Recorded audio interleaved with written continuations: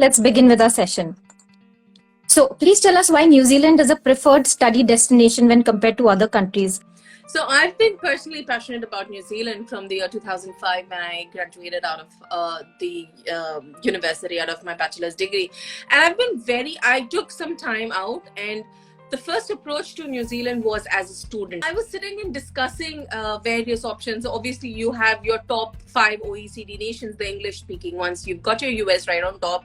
You've got US, UK, Australia, Canada, and New Zealand. And I know for a fact, I'll be honest with you, I know for a fact that New Zealand is the least preferred country. I think a lot of people think that it's a very small country, but if you put New Zealand's landmass against, say, countries like Japan or England, for that matter, it's almost the same. So by population, by the mere population, and by economy, we are smaller. But I always ask people one thing: do you want to be a small fish in a big pond and get lost, or you want to be a big fish in a small pond?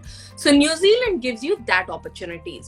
It also matters what kind of people want to come to New Zealand. Okay, people who want a laid back lifestyle, people who are looking at a life and not to earn a lot of money. It's not about making money here in New Zealand. It's about your quality of life. Our quality of life is very, very high. Our cost of living is now comparatively equal to probably Australia or any other OECD country. So I won't say it's very cheap to live in New Zealand. If you talk to us and say, okay, what are the pathways for me to settle in New Zealand? We can tell you that, okay? Whereas in the other countries, it's a bit confusing because there are plenty of opportunities available. So this is my comparison of New Zealand to the other countries. Yeah. How safe is New Zealand for young students and young families? We have 30,000 earthquakes a year. That's it, period. I mean, I'm not going to lie about that. But that has not, really affected us, our quality of life. I'd say New Zealand is safe per se because we're tucked away in such a corner of the world. We are definitely safer in terms of a lot of things. One is obviously you have not heard of any terrorist activity in New Zealand. Second is we don't have any wild animals in New Zealand. We don't have any reptiles. We don't have snakes in New Zealand. If people are seeing snakes, New Zealand is a place to be. Also, I've personally walked on the streets here of New Zealand quite late in the night. I see young girls, young children walking around in the nights, late in the nights. It's pretty safe. Yes, obviously you should not be in the wrong place at the wrong time, like, noted alleyways and things like that. But otherwise it's pretty safe. Plus, young families, it is safe. I'm telling you personally because of my 7-year-old boy. So it's very, very safe. Many of us actually feel it's too expensive to live in New Zealand. What's your opinion on this? See, the cost, the index has risen. I think the world is actually now measuring post-COVID and pre-COVID. Okay. Yes, pre-COVID things have changed. It has become expensive. Not just New Zealand. Everything has become expensive. We basically import a lot of stuff because of which it is slightly, higher than what you would expect.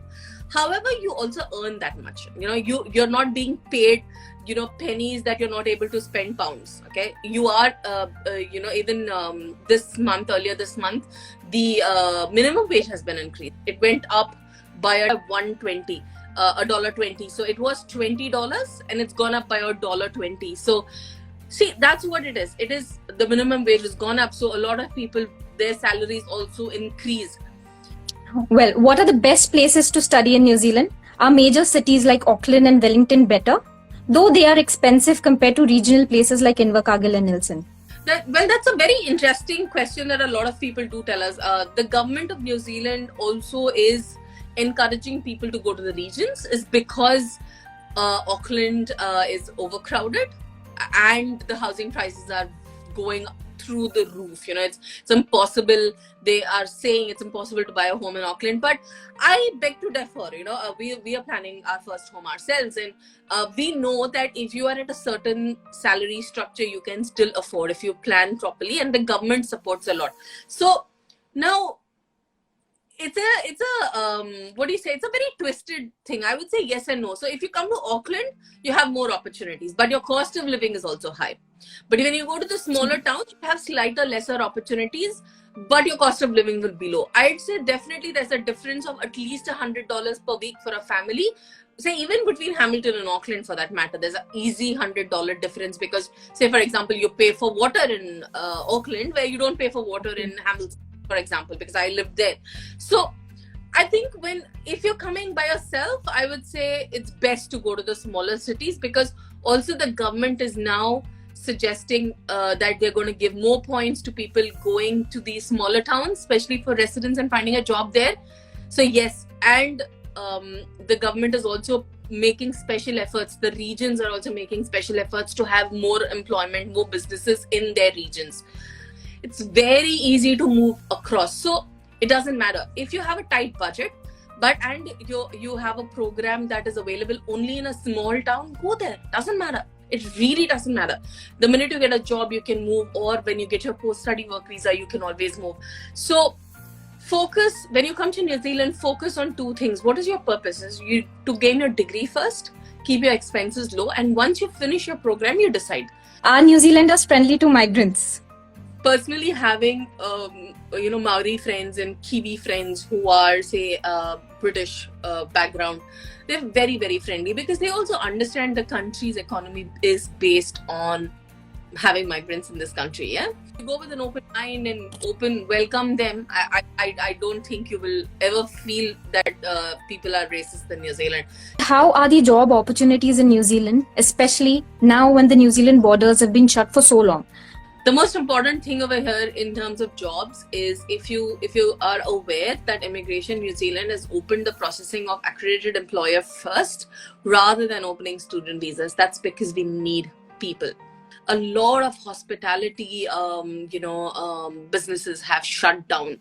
We have lost a lot of people who were working in New Zealand on different categories of visas. So job opportunities are plenty. How you approach it is very important. In fact, we have a very, very high success rate of jobs for our students. None of our students who have come here have ever called us and said, okay, I'm struggling to find a job. It takes time. Everybody has their journey, but I don't think anybody has told us, oh, you guys have brought us to a rubbish place. And nobody, not a single person in my 17 years of career that I've heard who have complained that there are no jobs in New Zealand. I can tell you there are plenty of jobs. How you approach it is important. What course you study and what skills you carry along is very, very important. Focus on the course content. Don't focus on the on which university or which college. That does not matter. At the end of the day, the employers are interested to see what skills you bring to the job. Yeah. So they keep insisting me about giving programs listed in the LTSSL, that is long-term skill shortage list, even when they are not having a qualification or experience in the same area. So would you share some light on this fact?